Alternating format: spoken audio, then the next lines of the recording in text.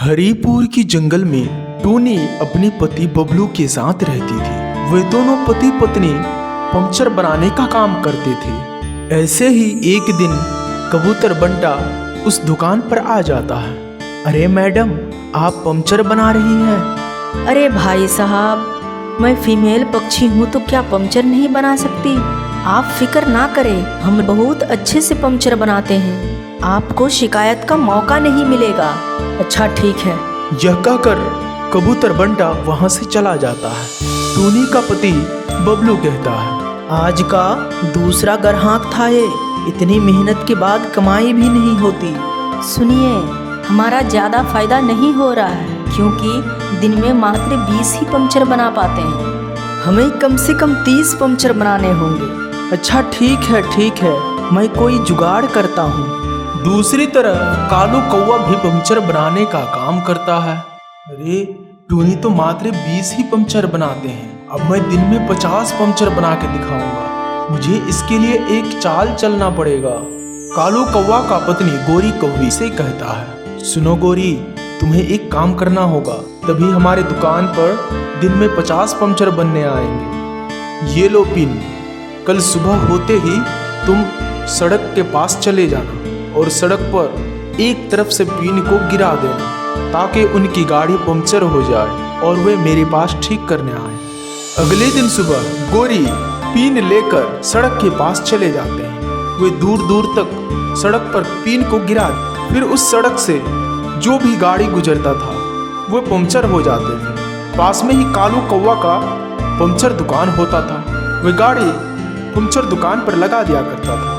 तो कालू कौवा का आमदनी दिन ब दिन बढ़ती जा रहा था। यह सारी बात बबलू को पता चल जाता है। अरे ये कालू कौवा तो कुछ और ही कर रहा है, इसीलिए तो मेरा दिन ब दिन ग्राहक कम होती जा रहे हैं। मेरे पास पंक्चर आ ही नहीं रहा और कालू कौवा तो कुछ उल्टा ही दिमाग लगा रहा है। लगता है मुझे भी ऐसा करना होगा। टूनी, तुम भी ऐसा करो। कल सुबह जाकर रोड पर पिन गिरा देना ताकि गाड़ी पंक्चर होते ही वो मेरे गैरेज पर आ जाए। अरे नहीं, ये क्या बातें कर रहे हैं आप? वो गलत होगा।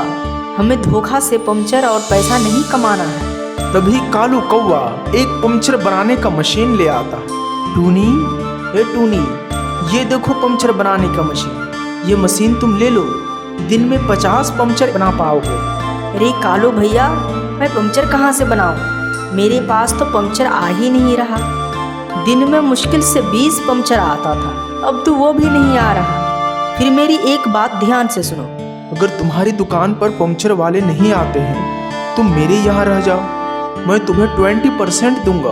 अरे 20% बहुत होता है। यह कहकर बबलू और टूनी कालू कौवा के पास 20% पर काम करने लगता है। फिर उनकी जिंदगी आराम से गुजरने लगती है और वे सुकून से रहता है। दूर किसी जंगल में बहुत सारी पक्षी मिलजुल कर एक साथ रहा करते थे। उसी जंगल में टूनी चिड़िया अपनी बेटी टुनटुनी के साथ रहा करती थी। टूनी चिड़िया बहुत ही ज्यादा गरीब थी। वे दूसरों के घरों में काम करके अपनी जिंदगी गुजारती थी और उन्हीं से कुछ आमदनी को बचाकर अपनी बेटी की पढ़ाई भी कराती थी। टुनटुनी जिस स्कूल में पढ़ा करती थी उसी स्कूल में एक कालू कौवा भी पढ़ाई करता था।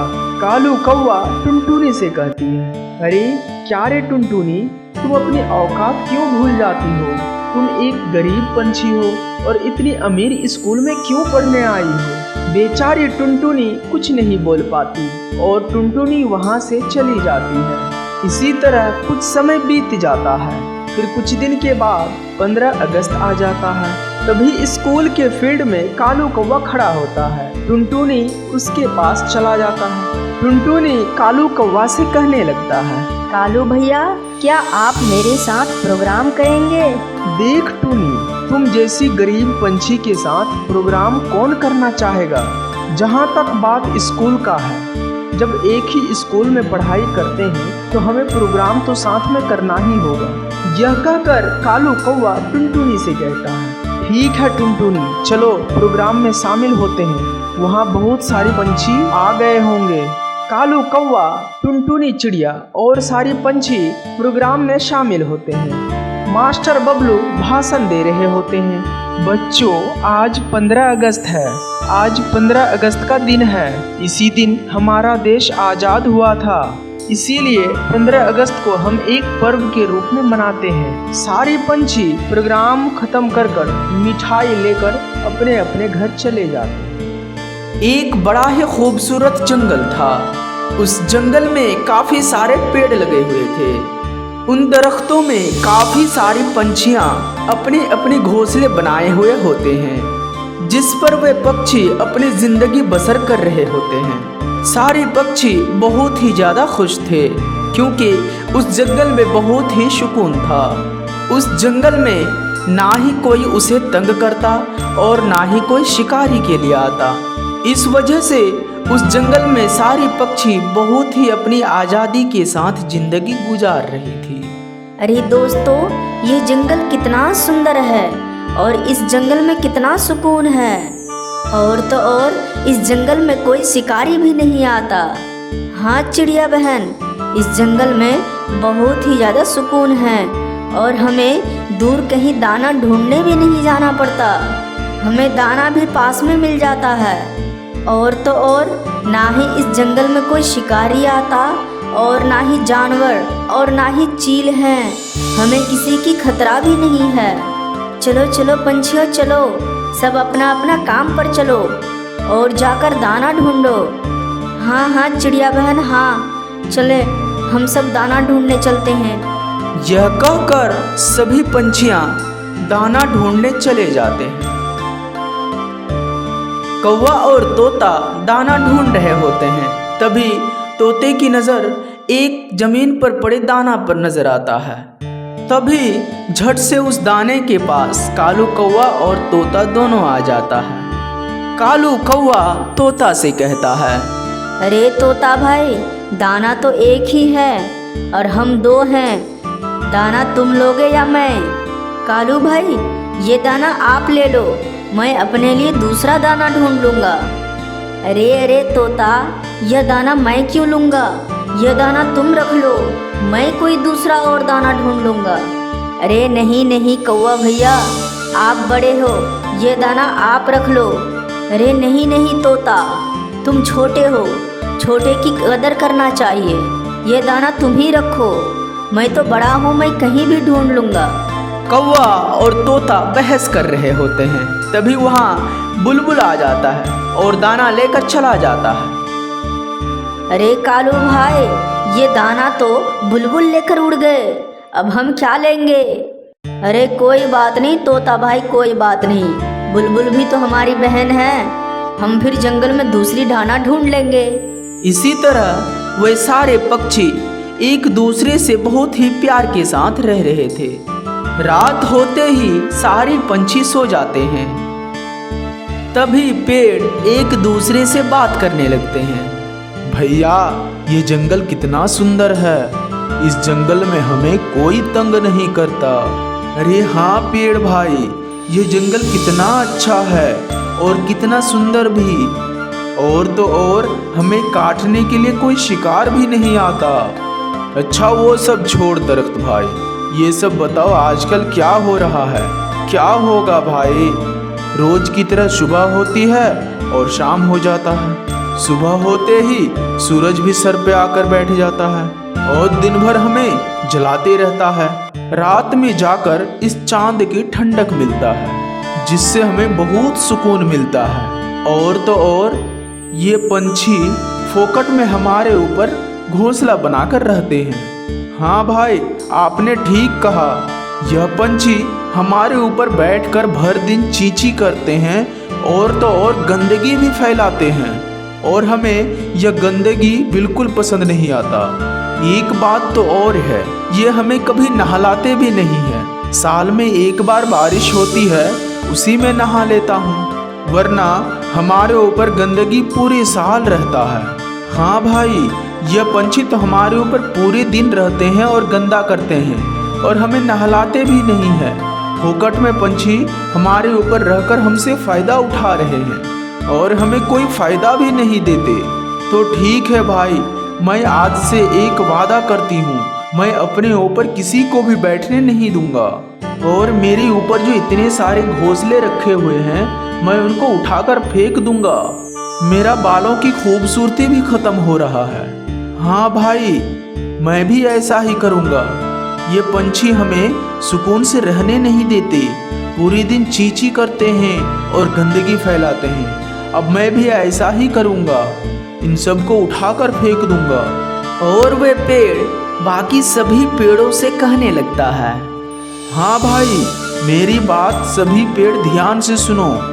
आज के बाद किसी भी पक्षी का घोंसला अपने ऊपर नहीं होना चाहिए। ये पक्षी मुफ्त में फायदा उठा रहे हैं और हमें गंदगी देकर जा रहे हैं। सभी पेड़ वादा करो कि अपने ऊपर किसी भी पंछी को अपना घोंसला बनाने नहीं देना और ना ही बैठने देना। जो भी बैठे उसे उठाकर फेंक दो। ये पक्षी हमें साल भर गंदा करते हैं और नहलाते भी नहीं हैं। अब इनको पता चलेगा हम क्या चीज हैं। हाँ हाँ भैया, हाँ हाँ, बात तो आप सही कह रहे हैं। आज के बाद मैं भी अपने ऊपर किसी पक्षी को घोंसला बनाने या बैठने नहीं दूंगा, और जो भी बैठेगा मैं उन्हें उठाकर नीचे फेंक दूंगा। तो चलो भाइयों, हमारे ऊपर इतने सारे घोंसले हैं, हम उन्हें गिरा देते हैं। अभी तो सारी पंछी सो रहे हैं। तभी सारी पेड़ जोर जोर से हिलने लगते हैं और जितने भी घोंसले और पंछी होते हैं सब धीरे धीरे नीचे गिर जाते हैं। फिर सुबह हो जाती है। जब सारे पंछी अपने आप को जमीन पर देखते हैं, जी दोस्तों, ये क्या, हम सब तो दरख्त पर सोए थे, हम जमीन पर कैसे आ गए? और तो और हमारे घोंसले भी जमीन पर गिरे हुए हैं। हमें और हमारे घोंसले को नीचे किसने फेंका? हाँ चिड़िया बहन, हमें तो पता ही नहीं चला हम जमीन पर कब आकर गिर गए। हाँ चिड़िया बहन, और तो और हमारे अंडे भी गिरकर टूट गए। तभी कालू कौवा बोलता है, अरे किसमें इतना हिम्मत है? किसने हमें जमीन पर उठाकर फेंक दिया? हिम्मत है तो सामने तो आओ, फिर मैं बताता हूँ, मैं उसका चटनी बना दूंगा। तभी पेड़ से आवाज आता है, ले बना चटनी, मैंने फेंका तुम्हारे घोंसले और तुमको जमीन पर। आज से तुम लोग मेरे ऊपर नहीं बैठोगे, और सिर्फ मेरे ही ऊपर नहीं, किसी भी पेड़ के ऊपर नहीं बैठोगे। हम सब एक हो गए हैं। आज से तुम लोग सब जमीन पर ही रहोगे, समझ गए? आज से तुम लोगों का यही सजा है। हाँ तो पर क्यों दरख्त भैया, आप हमारे साथ ऐसा क्यों कर रहे हो? हाँ हाँ, चिड़िया बहन सही कह रही है, आप हम पर ये जुल्म क्यों कर रहे हो? आज से तुम लोगों का यही सजा है। तुम लोग जमीन पर ही घोंसला बनाओ और जमीन पर ही रहो। नहीं नहीं दरख्त भैया, ऐसा नहीं करो, फिर बाढ़ आएंगे, हम लोग बह जाएंगे। नहीं, तुम लोग हमारे साथ गलत कर रहे हो। एक तो तुम मेरे ऊपर घोंसले बनाकर रहते हो और हमारे ऊपर गंदगी भी फैलाते हो, कभी नहलाते भी नहीं हो, इसीलिए मैंने तुम्हें नीचे जमीन पर फेंक दिया। मैं तुम लोगों को अपने ऊपर जगह नहीं दे सकता। नहीं नहीं पेड़ भैया, ऐसा ना करो, आज के बाद हम लोग ऐसा नहीं करेंगे। जब भी छींची आएगा हम लोग बाहर चले जाएंगे, लेकिन आपको गंदा नहीं करेंगे। नहीं, अब मैं अपने ऊपर तुम लोगों को कभी नहीं बैठने दूंगा। आज से तुम लोग जमीन पर ही रहोगे। सारे पक्षी बहुत ही मायूस हो जाती है। बहुत देर के बाद उन्हें कोई उपाय नहीं मिलता। फिर वह थका हारा सारी पंछी जमीन पर ही अपना घोंसला बना लेता है, पर पक्षियों को जमीन पर बिल्कुल ही सुकून नहीं मिल रहा था। अरे चिड़िया बहन, मुझे जमीन पर जरा सी भी सुकून नहीं मिल रहा, मुझे तो दरख्त पर ही रहना है। हाँ हाँ चिड़िया बहन, मुझे भी जमीन पर बिल्कुल सुकून नहीं मिल रहा, मुझे भी दरख्त पर अपना घोंसला बनाना है। भला मैं क्या कर सकती हूँ? मेरे हाथ में तो कुछ भी नहीं है और वे दरख्त तो मानने को तैयार भी नहीं है। मैं खुद जमीन पर अपने घोंसले बनाकर रह रहा हूँ। हमने उसे गंदा किया है, वो हमारे ऊपर बहुत ही ज़्यादा गुस्से में है। मुझे लगता है वे हम लोगों को आज के बाद कभी अपने ऊपर बैठने नहीं देंगे। ऐसा मत कहो चिड़िया बहन, मैं इस जमीन पर ज़्यादा देर तक नहीं रह सकता। कुछ दिन ऐसे ही बीत जाते हैं। वे सारे पंछी जमीन पर ही रहने लगते हैं। एक दिन तोता चिड़िया के पास आता है और कहने लगता है, अरे चिड़िया बहन, गजब हो गया। मैंने अपनी आँखों से देखा, बहुत सारी शिकारी पंछी और जानवर जंगल में घूम रहे हैं। हमारे घोंसले भी तो जमीन पर है। अरे चिड़िया बहन, गजब हो गया। मैंने बहुत सारी शिकारियों को देखा, वे सारे दरख्त को काटे जा रहे हैं। अब तो शिकारी एक भी पेड़ को नहीं छोड़ेंगे, वे सारी दरख्त को काट देंगे। यह सारी बात पेड़ सुन लेता है। अरे ये कैसे हो गया? शिकारी जंगल में कैसे घुस आया? अब तो हमें शिकारी नहीं छोड़ेंगे, वो हमें काट कर ले जाएंगे और हमारे सारे भाइयों दरख्त को भी काट कर ले जाएंगे। मुझे बचाओ, कोई बचाओ मुझे। तभी चिड़िया कहती है, अरे दरख्त भैया, आप चिंता ना करो, हम आपके साथ हैं। हम आपको काटने नहीं दूंगा। आपने हमें अपने ऊपर इतनी सालों से रखा, आपने हमारे ऊपर बहुत एहसान किया। हम लोग अपने एहसान को उतरने नहीं दूंगा। तुम चिंता ना करो दरख्त, हम सारे पंछी जाकर उन शिकारियों को रोकते हैं।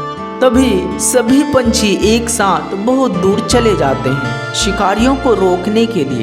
तोता सभी पंछी से कहने लगता है, रुको भाइयों मित्रों, रुको, चलो यही नीचे उतर जाते हैं। चलो जमीन पर बैठते हैं और कुछ बात करते हैं। अरे तोता भाई, क्या हुआ? आपने तो कहा था कि शिकारी हैं, पर शिकारी तो कहीं नजर ही नहीं आ रहा। अरे रुको रुको मित्र, रुको, मैं एक उपाय लगाया था। मैंने आप लोगों से झूठ कहा था, जंगल में कहीं भी शिकारी नहीं आए हैं। मैं तो उन दरख्तों को डराने के लिए कहा था। अब उनसे जाकर कहेंगे, जिस पेड़ पर पंछियों का घोंसला होगा उस पेड़ को शिकारी नहीं काटते हैं। फिर दरख्त हम सबको घोंसला बनाने दे देंगे ताकि उनके पेड़ ना कटे, ताकि वो कटने से बच जाए। कैसा लगा मेरा आइडिया मित्रों? सारे पंछी दरख्त के पास आ जाते हैं और दरख्त से कहने लगते हैं, सुनो दरख्त, शिकारी से बात हो गई। उन्होंने कहा जिस पेड़ पर घोंसला होगा उस पेड़ को हम नहीं काटेंगे, और जिस पेड़ पर घोंसला नहीं होगा वो किसी काम का नहीं होता है, इसीलिए हम उसे काट लेते हैं। अब मर्जी तुम्हारा, तुम हमें घोंसला बनाने दोगे या नहीं? नहीं दोगे तो तुम फिर काटे जाओगे। फिर मैं जिस पेड़ पर अपना घोंसला बनाऊंगा वह पेड़ तो रह जाएगा। फिर सभी दरख्त एक साथ बोल उठते हैं, पंछी मेरे ऊपर घोंसला बनाओ, पंछी मेरे ऊपर घोंसला बनाओ। लेकिन बहुत सारी पंछी होने के कारण सभी पेड़ में एक एक घोंसला बना लेते हैं और सारी पंछी और पेड़ एक साथ मिलजुल कर रहने लगते हैं। वीडियो अच्छी लगी तो चैनल को सब्सक्राइब करें और साथ ही साथ बेल आइकन को प्रेस करें।